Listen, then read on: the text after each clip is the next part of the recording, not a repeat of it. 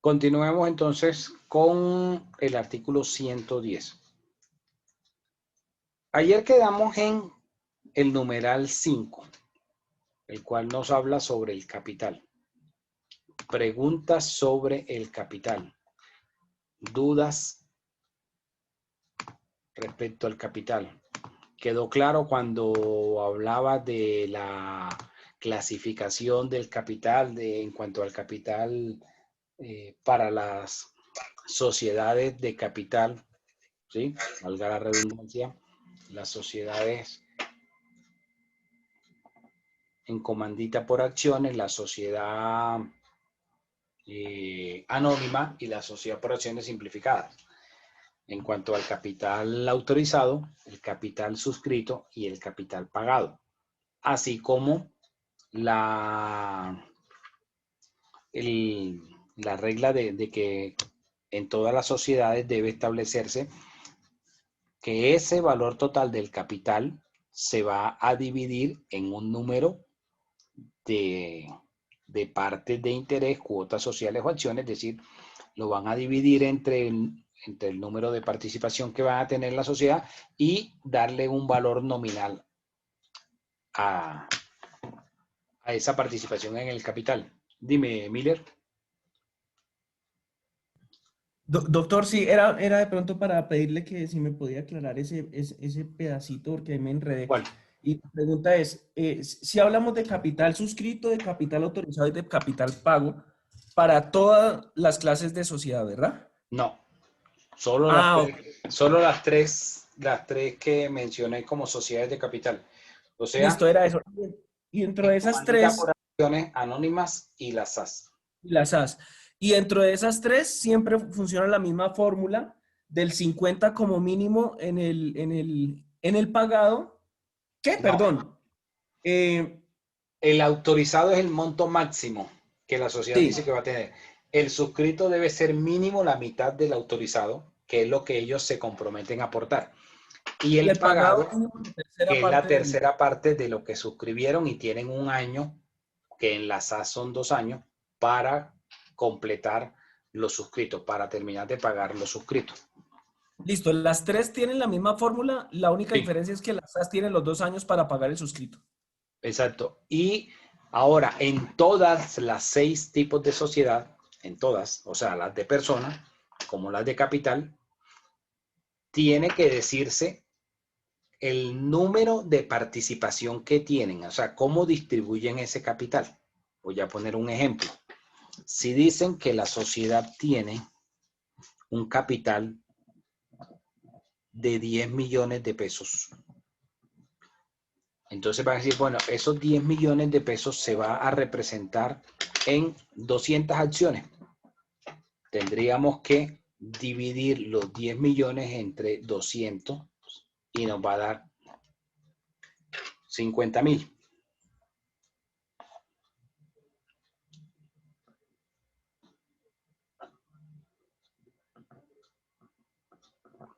Entonces, el capital va a ser 10 millones de pesos dividido en 200 acciones y cada una de esas 200 acciones tiene un valor de 50.000. Si yo multiplico 50.000 pesos, que es el valor de cada acción, por las 200 acciones que digo que tiene el capital, son 10 millones de pesos. ¿Ok? ¿Sí queda claro? Sí, doc, gracias. ¿Sí quedó claro para todos? Sí, señor. Sí.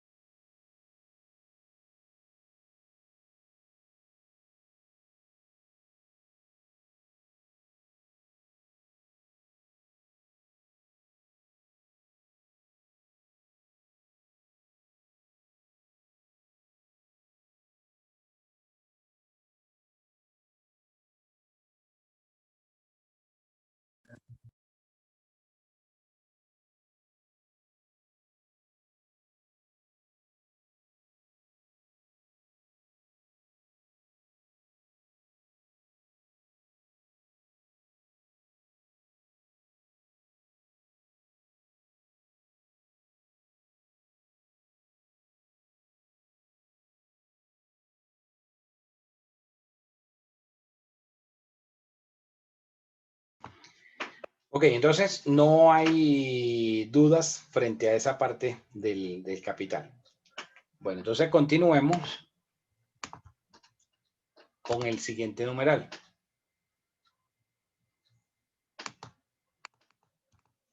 ¿Y ahí aparece la pantalla?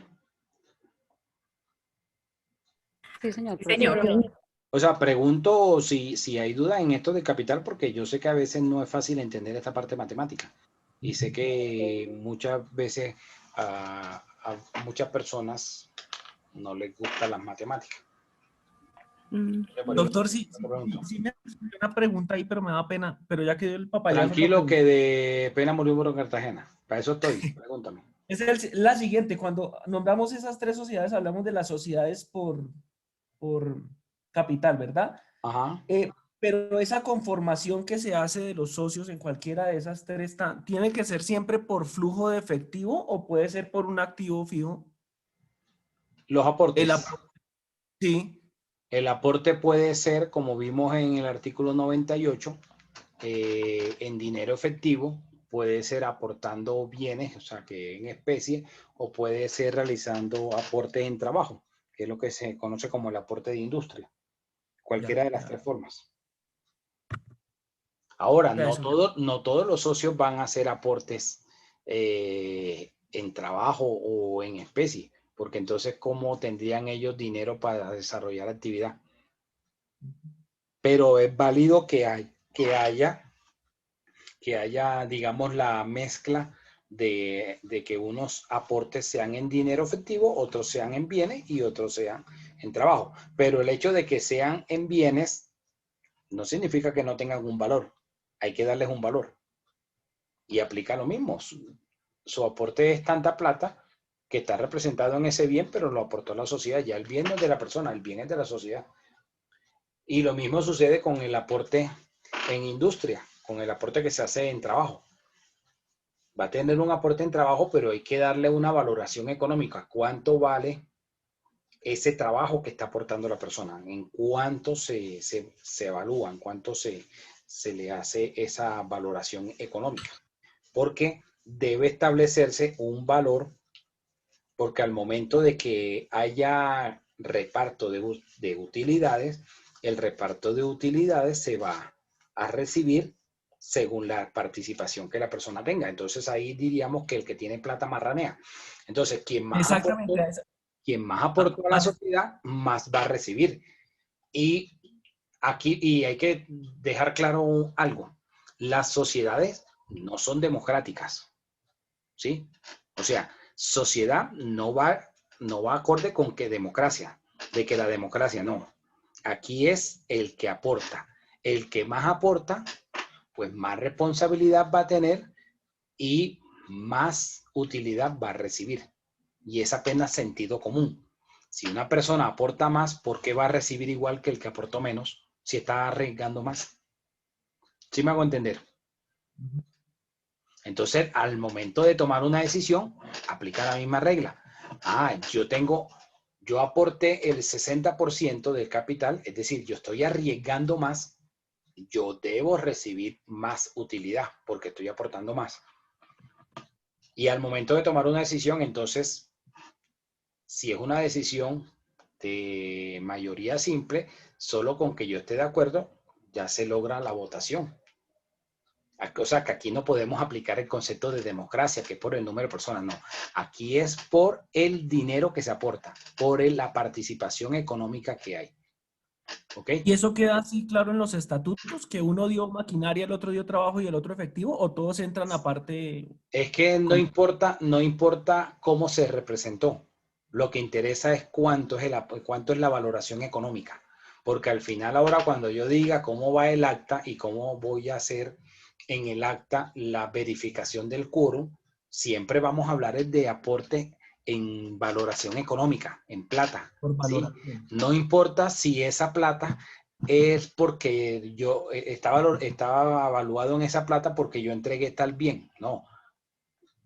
Yo tengo una participación de tanta plata, independientemente si el aporte fue en dinero efectivo o fue en una especie, o sea, un bien, o fue con trabajo. Independientemente, eso no va a quedar en el estatuto como tal. En los estatutos lo que va a quedar es qué porcentaje tengo, cuánto es la participación que tengo. Y entre más aporté, pues voy a tener más participación. Al tener más participación, el voto mío va a pesar más al momento de tomar una decisión. La responsabilidad de perder o el riesgo de perder más en caso de quiebra, pues va a ser mía porque estoy aportando más. Y al momento de que haya un reparto de utilidades, de recibir los beneficios, las utilidades, pues yo tengo que recibir más porque yo aporté más. ¿Sí? O sea que el negocio ahí siempre es Aquí, entrar con activos porque van a tender a la depreciación a menos que sea un bien raíz. Pero sí voy a seguir manteniendo mi valor. no porque el aporte, el bien que se aporta ya sale del patrimonio de esa persona. O sea, yo aporté un bien raíz, ya el bien es de la sociedad, no es mío. Ya dejó de ser mío. Ahora es de la sociedad. La sociedad es una persona diferente al socio o a los socios. Llámese una finca raíz, llámese un vehículo, lo que sea. Dime, Raquel. Profe, no sé, tengo una duda al respecto. Es que resulta, digamos, en una sociedad, tengo entendido que no siempre el que tiene el mayor porcentaje es el que toma las decisiones. Yo creo que también eso se establece a la hora No, bueno, digamos, aquí, no, aquí es la ley aquí es el porcentaje de participación y la participación es por el dinero. Por eso digo que aquí no hay democracia. Aquí la democracia es la del billete, la del aporte y es apenas sentido común. O sea, si yo estoy aportando más, yo corro más riesgo en caso de una quiebra o en caso de una responsabilidad, yo tengo que un mayor riesgo porque yo aporté más. Asimismo, en caso de unas utilidades, yo tengo que recibir más porque yo aporté más. Por eso digo que no, aquí no es democracia. Aquí no es democracia. Aquí recibe más el que más aportó. ok, La mitad perfecto. más uno de las acciones y ya con eso toma todas las decisiones de la empresa. La mitad más uno haría la mayoría simple, pero hay decisiones que requieren de mayoría calificada, como por Ah, ejemplo no aprobar el califica. reparto de utilidades. La sociedad puede producir utilidades, pero si no se aprueba en la asamblea o junta, si no se aprueba repartir esas utilidades, no se van a repartir. Y ahí entonces, dependiendo del tipo de sociedad, va a requerirse unas mayorías calificadas. Para el caso de una sociedad anónima, 78%. Para el caso de una sociedad limitada, 100%. Para repartir utilidades, por ejemplo. Para designar un representante legal, se requiere mayoría simple. Entonces, si yo tengo 60% de participación del capital, solo con que yo vote, ya con eso se obtiene la mayoría simple para que esa propuesta gane.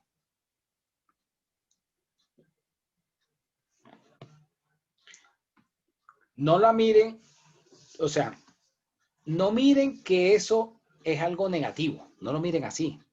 ¿Por qué? Porque, como lo explico, el que más está aportando, mayor riesgo tiene, mayor responsabilidad asume.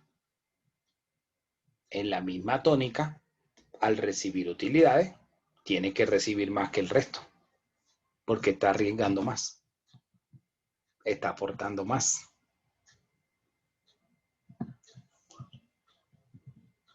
Quizás a veces no nos detenemos en pensar esa parte, que las sociedades en general, no la sociedad mercantil, me refiero a la sociedad en general como tal, La Ríos Martínez.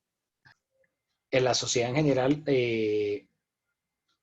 ¿por qué tendríamos que buscar que todos los sujetos estuviéramos en la misma calidad, que fueran iguales? Eso no trae nada positivo, o sea, eso no traería nada que permitiera avances en la sociedad. Precisamente lo que muchas veces lleva a los avances en las sociedades y más desde el punto de vista económico es que las personas que más aportan o que más riesgos asumen, ¿sí? Tengan ciertas ventajas.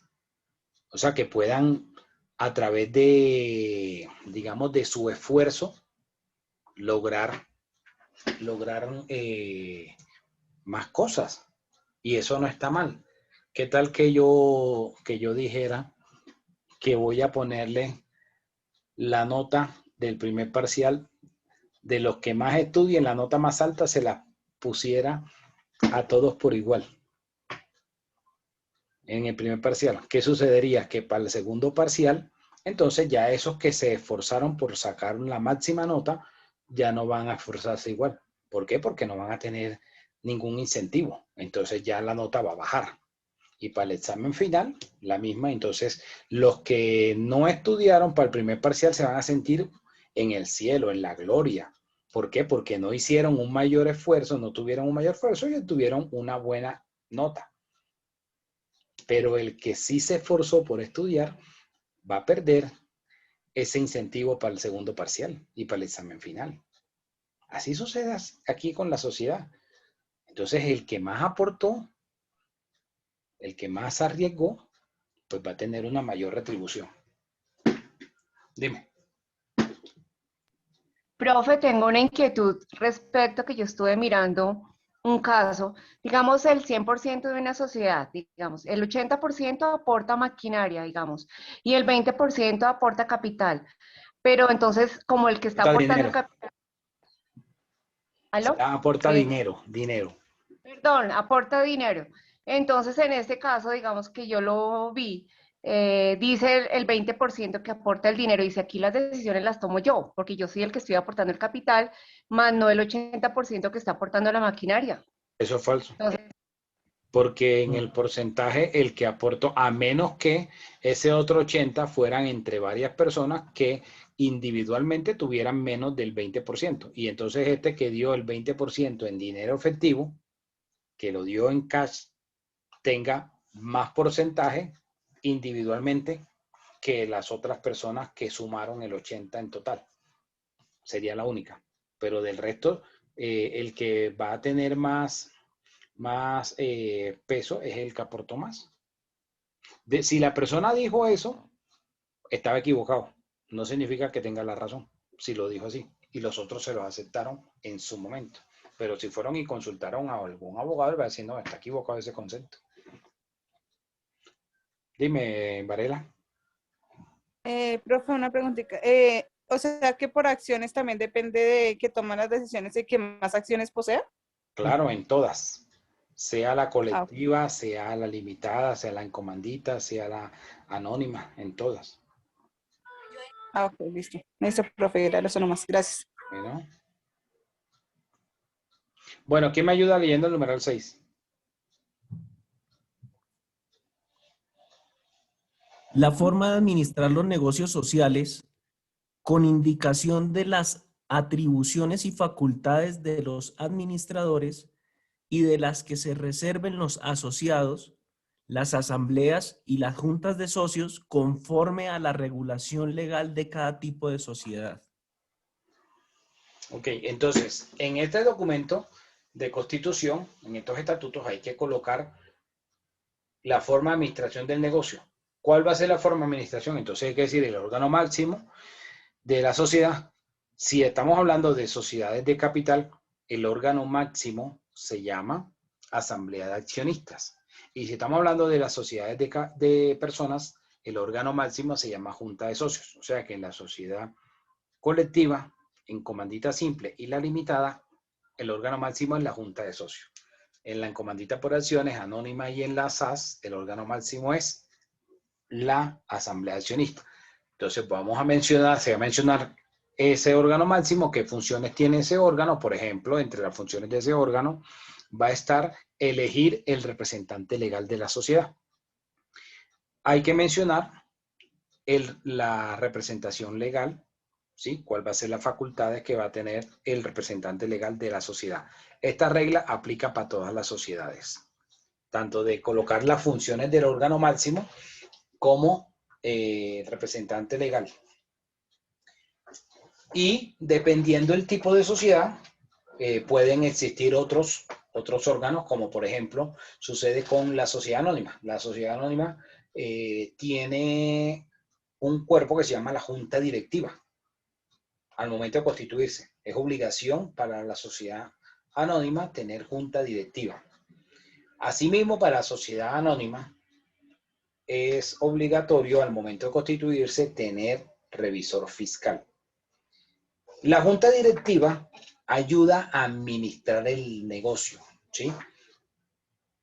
Ayuda en la administración. Y el revisor fiscal es un veedor, es un auditor, por decirlo de alguna forma, es alguien que está de observador, viendo que la sociedad cumpla con los estatutos y con lo que establece la ley.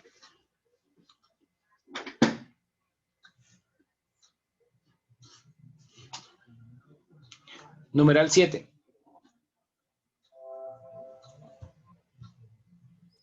La época y la forma de convocar y constituir la asamblea o la junta de socios en sesiones ordinarias o extraordinarias y la manera de deliberar y tomar los acuerdos en los asuntos de su competencia.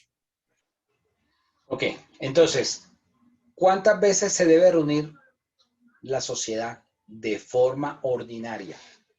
Mínimo una vez al año. ¿En qué época? Debe reunirse en los primeros 3 meses del año. ¿Por qué en los primeros 3 meses del año? Es decir, a máximo 31 de marzo. Porque debe hacerse el corte al 31 de diciembre del año anterior. Entonces, en la reunión ordinaria, el administrador, o sea, el representante legal, tiene que dar un informe detallado de su gestión como administrador. Se debe entonces elegir un nuevo representante legal o ratificar al que va en el cargo, y la sociedad toma decisiones entonces sobre ese año que está iniciando. Entonces va a mencionarse en la sociedad la época, es decir, dentro de esos primeros 3 meses del año, con corte al 31 de diciembre del año anterior, de forma ordinaria. De forma extraordinaria, las veces que sean necesarios. Y debe establecerse entonces cuánto sería el tiempo de anticipación con el que debe enviarse la convocatoria. Entonces para las reuniones extraordinarias, mínimo con 5 días hábiles.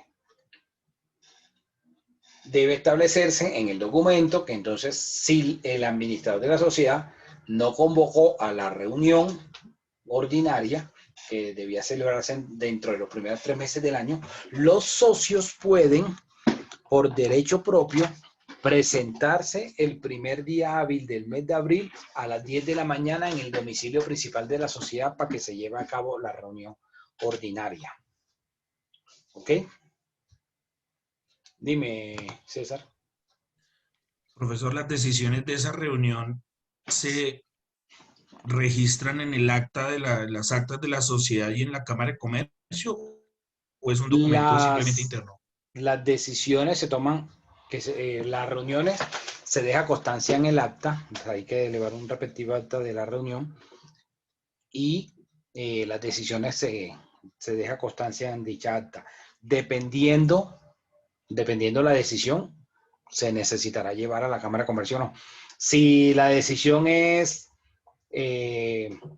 decirle chao al representante legal y designar uno nuevo, entonces esa acta debe llevarse a la Cámara de Comercio, porque debe quedar registrado que ya fulanito no es el representante legal, sino que ahora es Pepito. Y ese tipo de decisiones sí debe quedar registradas en la Cámara de Comercio. Pero no todas, no en general. Solo las que están en el 28, en el artículo 28 del Código de Comercio.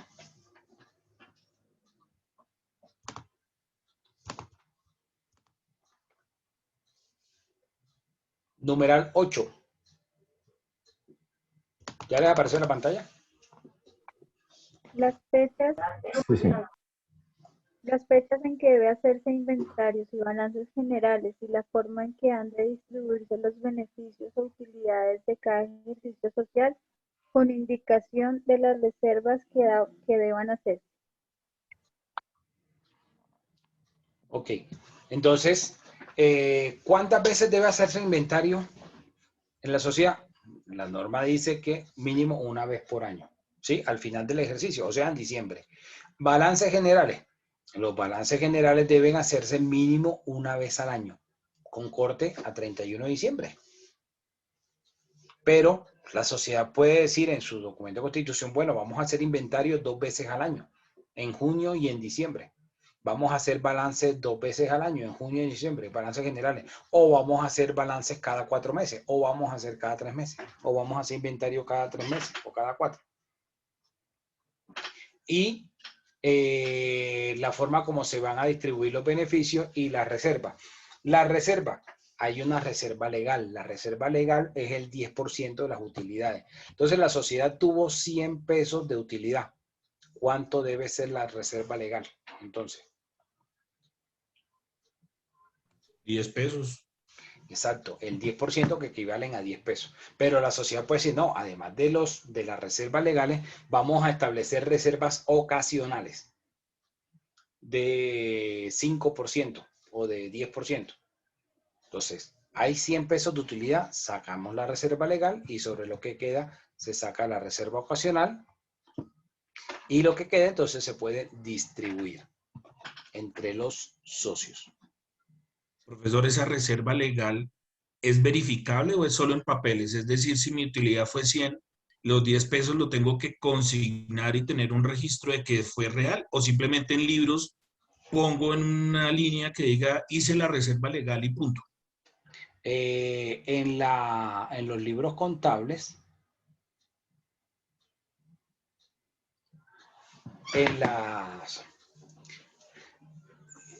¿cómo es? En la contabilidad quedan los registros de todas las operaciones. Entonces debe establecerse ese dinero, debe ir guardándose. ¿Cuál es la finalidad de la reserva? De esa reserva legal. Que cuando la sociedad entre en problemas económicos, o sea, empieza a tener dificultades, tiene ese ahorro y tiene de dónde echar mano de esa reserva. Esa es la finalidad de la reserva.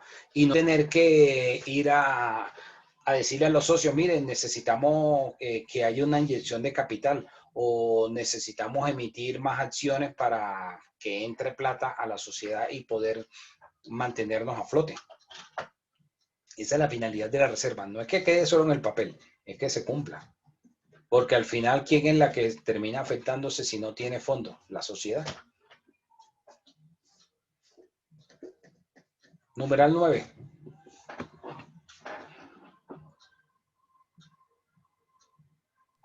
La duración precisa Profesor, de la disculpe, sociedad y las profesor, una causales pregunta. de disolución anticipada de la misma. Dime, que iban a preguntar algo. Está hablando usted de reserva legal y reserva ocasional. ¿Es lo mismo o cuál es la No, diferencia? la que es obligatoria es la reserva legal, que es el 10%. Y la Ujú. reserva ocasional es, digamos, si la sociedad quiere, ¿sí? Y si la sociedad quiere hacer reservas ocasionales, puede decir cuánto, qué porcentaje. Mientras que la reserva legal debe ser el 10%. Y es obligatorio para De toda la sociedad. acuerdo. Para todo. Digamos que la pueden manejar las dos. Claro. La legal, bueno, es obligatoria y adicional tener la ocasional y es con el mismo fin en caso de una Exacto, emergencia. sí, es para eso. Lo que Mm, no puede hacer la sociedad es decir, vamos a tener solo reserva ocasional. No, tiene que tener la reserva legal, eso es obligatorio. de acuerdo. Muchas gracias. Ok, entonces, duración de la sociedad. La sociedad va a decir, bueno, la sociedad va a tener una duración de 1 año, 2 años, 5 años, 10 años, 50 años, 200 años, 80 años. Eso lo van a determinar los socios, así como las causales de disolución, aparte de las que están acá en la norma, que veremos posteriormente.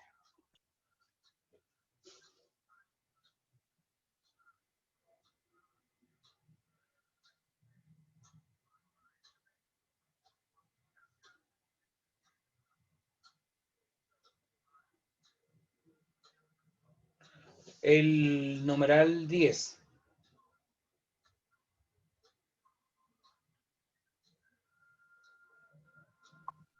La forma de hacer la liquidación, una vez disuelta la sociedad, con indicación de los bienes que hayan de ser restituidos o distribuidos en especie, o de las condiciones en que, a falta de dicha indicación, puedan hacerse distribuciones en especie. Ok. Entonces,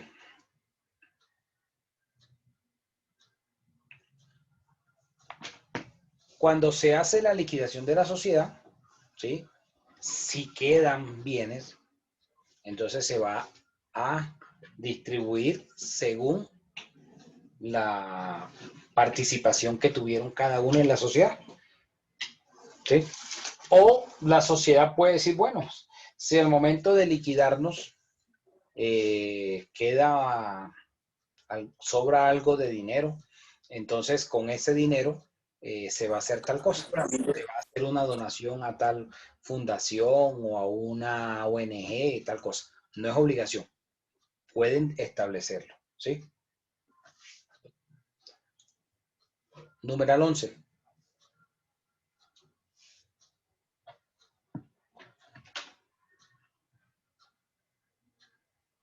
¿Quién me ayuda con el numeral 11?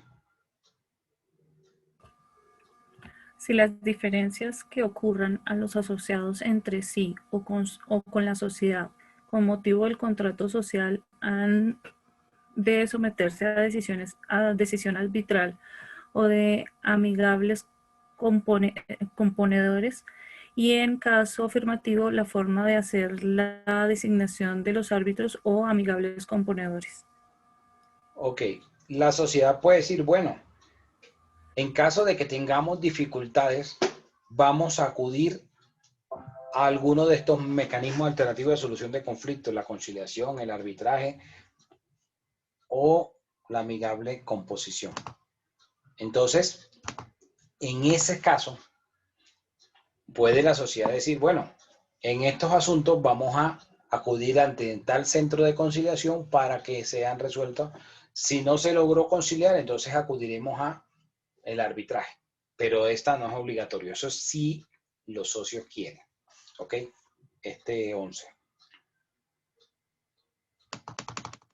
Lo que se busca con esa figura es que en el caso de que haya diferencia, no se van a los jueces ordinarios, sino que se van a esta justicia privada, la cual ustedes seguramente verán por allá más adelante en el pensum, una materia que se llama conciliación, y a través de estos mecanismos alternativos se solucionen los conflictos, como el arbitraje, por ejemplo. El 12. Numeral 12. El nombre y domicilio de la persona o personas que han de representar legalmente a la sociedad, precisando sus facultades y obligaciones cuando esta función no corresponda, por la ley o por el contrato, a todos o algunos de los asociados. Ok, entonces la sociedad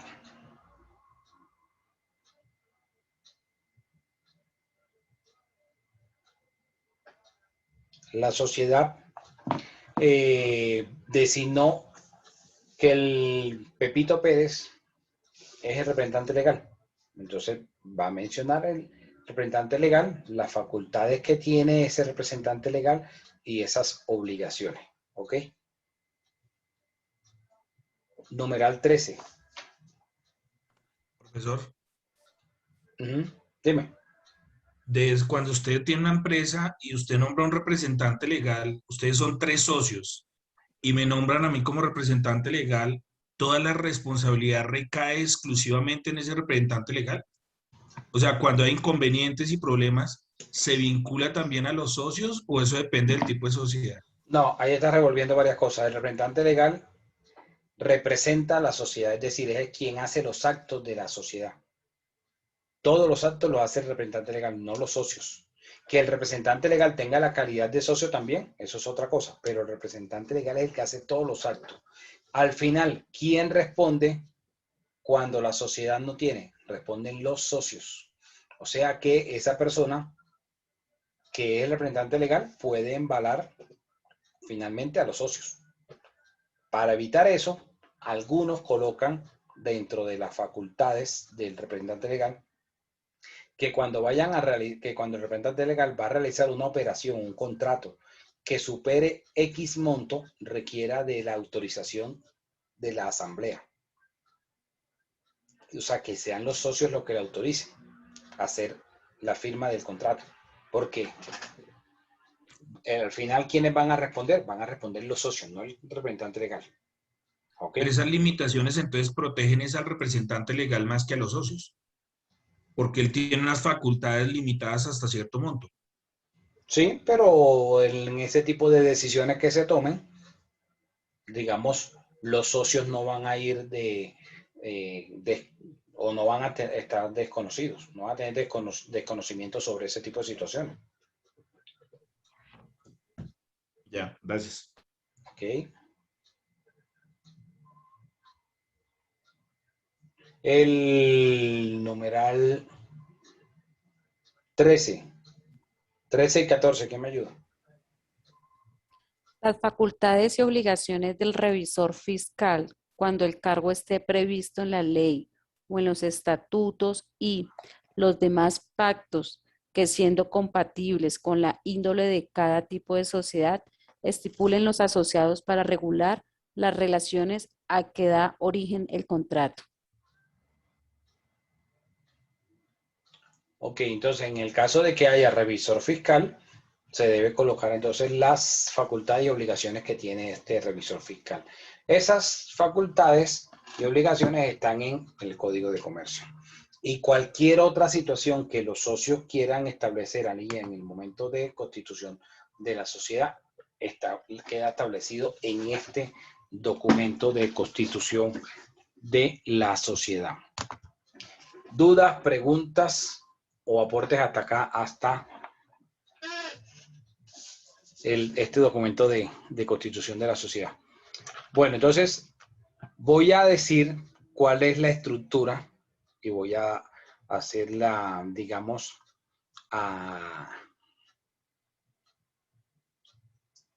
voy a decir cómo sería la redacción del acta. Ustedes van a colocar en el acta el encabezado, esta primera frase, acta número 001. Y luego empieza el párrafo. En la ciudad de Bogotá, DC, a los 27 días del mes de julio de 2021, siendo las 10 de la mañana, se reunieron en el domicilio social la siguiente persona. Cristina Ramos, identificada con la cédula de ciudadanía número tal, expedida en tal parte, de nacionalidad colombiana, domiciliada en la carrera Busque la calle Encuéntrela, celular número tal, correo electrónico tal, coma, Sandra Margarita, y la misma información, Gina Andrea, la misma información, Carolina Neira y Luz Dari Reyes, la misma información. Quienes han decidido constituir la sociedad X. Entonces van a decir ahí el nombre y apellido de la sociedad, o sea, la razón social y el tipo de sociedad. Ramos Abogados Asociados y Compañía S.A. Tal. Orden del día. Primero, designación o elección de presidente y secretario. Segundo, verificación del quórum. Tercero, lectura y aprobación de los estatutos de la sociedad tal. Cuarto, lectura y aprobación del acta. Desarrollo. Primero, el señor José Manuel Ortiz se postula como presidente de la reunión, lo cual es sometido a votación siendo aprobado por unanimidad. Si yo digo que fue aprobado por unanimidad tal decisión, significa que fue por el 100%. Pero si la votación no fue el 100%, entonces yo tengo que decir tantos votos a favor, tantos votos en contra y tantos votos en blanco. Asimismo, el señor Wilson Lonel se postula como secretario de la reunión, lo cual es sometido a votación y se elige por unanimidad. ¿Cuál es la función que tiene el presidente de la reunión? El presidente da fe que se llevó a cabo la reunión. Y el secretario deja constancia de todo lo que se trató en esa reunión. Por eso se designa presidente y secretario de la reunión. Entonces, siguiendo en el orden del día, punto 2, verificación del quórum. Yo le sugiero que en la verificación del quórum se haga un cuadrito. Estamos trabajando en un documento en Word. Ustedes saben que en el Word yo puedo insertar una tabla y le pongo tantas columnas y tantas filas. Las columnas, ¿qué información va a las columnas? Las columnas serían las que van así. Las que van, digamos, de izquierda a derecha. ¿Qué información va en las columnas? Nombre del socio. Número de acciones. Cuotas sociales o partes de interés, dependiendo del tipo de sociedad. Valor nominal de esas acciones. ¿Cuánto tiene en total esa persona? Porcentaje que representa. Y en la última columna coloco representado por. Entonces, si digo que Cristina Ramos estuvo presente ahí, entonces representado por ella misma, puedo decir. O Cristina no estuvo presente, le dio poder al doctor Elkin Aguilar. Entonces, representado por Elkin Aguilar. ¿Ok?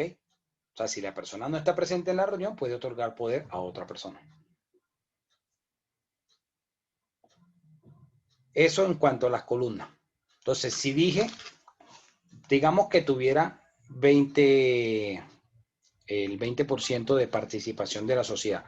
Entonces, puse el nombre de Cristina Ramos, puse que tiene de las 200, la quinta parte sería 40, entonces que tiene 40 acciones, entonces Cristina Ramos tiene 40 acciones, cada una con un valor de 50,000 pesos para un total de 2 millones de pesos, que equivalen al 20%. Y así pongo después Sandra Margarita y lo mismo información de cuántas acciones tiene, cuánto vale cada acción. Las acciones van a costar el mismo valor, ¿ok? No es que las acciones de Cristina van a valer más y las de Sandra va a valer menos, no. Van a tener el mismo valor nominal.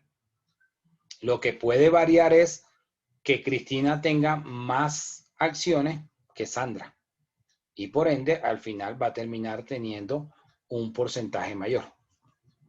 Entonces, en las filas, que son las que van de arriba hacia abajo, voy colocando la información de cada socio. Al totalizar, ese número de acciones me debe dar el total de la sociedad. ¿Cuántas acciones tiene la sociedad? Dijimos que tenía 200 acciones. ¿Cuánto tiene en total en dinero? 10 millones. ¿Cuánto dijimos que suma el porcentaje? 100% en el cuadrito.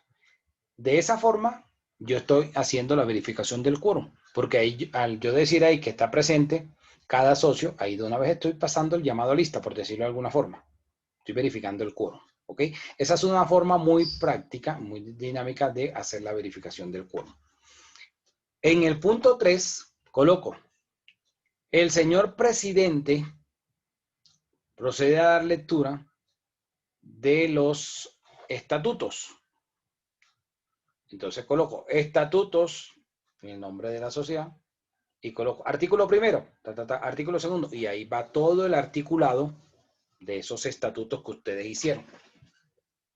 Después de que ya coloqué todos esos artículos, coloco, una vez leídos los artículos o los estatutos, se somete a votación la aprobación de los mismos, los cuales son aprobados por unanimidad, o tantos votos a favor, tantos votos en contra, tantos votos en blanco.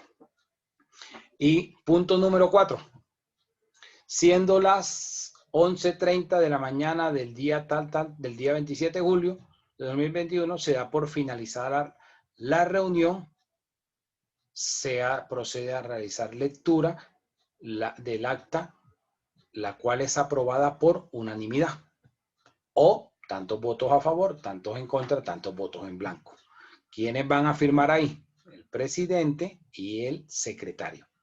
Dentro de esa acta, dejamos ahí de una vez incluidos los estatutos.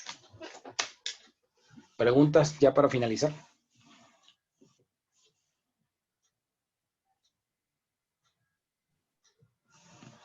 Doctor, tengo una pregunta. Cuando usted habla ahorita de los aportes, que se hablaba del aporte tanto como de trabajo, Siempre no se sé, va a hablar aquí en este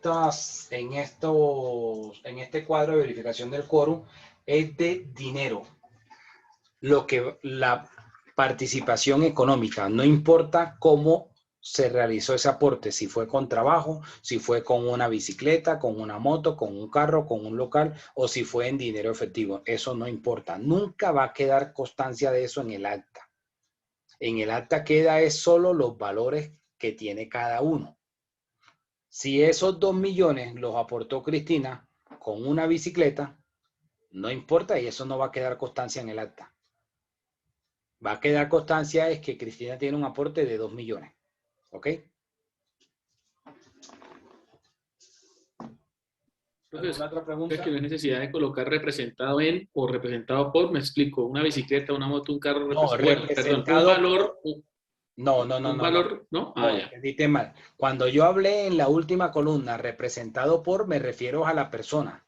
Si la persona está directamente en la reunión o si otorgó un poder a otra persona para que lo representara.